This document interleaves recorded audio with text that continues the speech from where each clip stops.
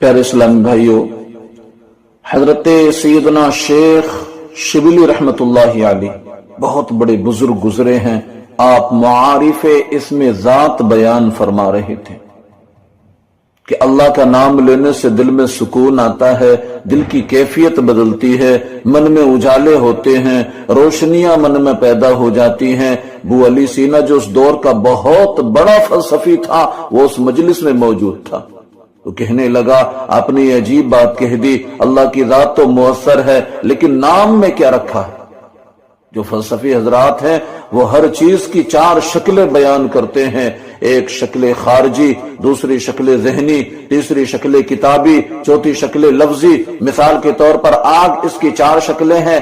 एक आग तो वो है जो जल रही है, उसमें हाथ डालेंगे तो हाथ जलाएगी, उसमें हाथ डालेंगे तो हाथ जल जाएगा, ये शक्ल खारजी है। दूसरी आग वो है जो हम जबान से बोल रहे होते हैं, ये शक्ल लफ्जी है। और तीसरी, जब आग लफ्ज आग बोलेंगे तो दिमाग और जहन में इसका तसव्वुर आएगा, तो ये शक्ल ज़हनी है।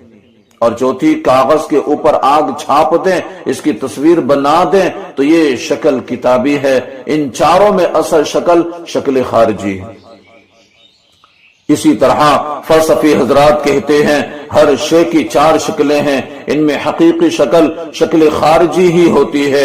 आग कहने से होठ नहीं जलेंगे, कागज पर आग की तस्वीर छाप दें तो इससे कागज नहीं जलेगा, आग का तसव्वुर करने से जहन नहीं जलेगा। लेकिन जो खारिज में आग मौजूद है, इसमें हाथ डालेंगे तो जल जाएगा, तपिश और हरारत का एहसास होगा।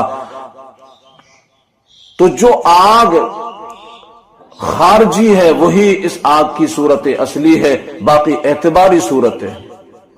अबू अली सीना कहता है अल्लाह की रात तो मुअस्सर है, लेकिन नाम लेने से क्या होगा? हजरत शेख शिबली रहमतुल्लाहि अलैह ने अबू अली सीना को समझाया, नाम में भी असर होता है, नाम में भी कमाल होता है, इससे असर मुरत्तब होते हैं, नाम में असर होता है। वो कहने लगा, नहीं, मुअस्सर तो सिर्फ सूरत खारजी ही होती है, मैं इस बात को तस्लीम करने को तैयार नहीं हूं।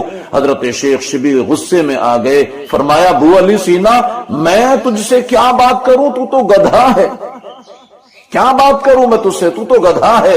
वो गुस्से से लाल पीला हो गया, भरे मजलिस में मुझे गधा कहा? इतना बड़ा फलसफे का इमाम, जमाना मेरे नाम का मोतरिफ है, मेरी तारीफें करता है, जमाना मेरे नाम को लेता है, मैं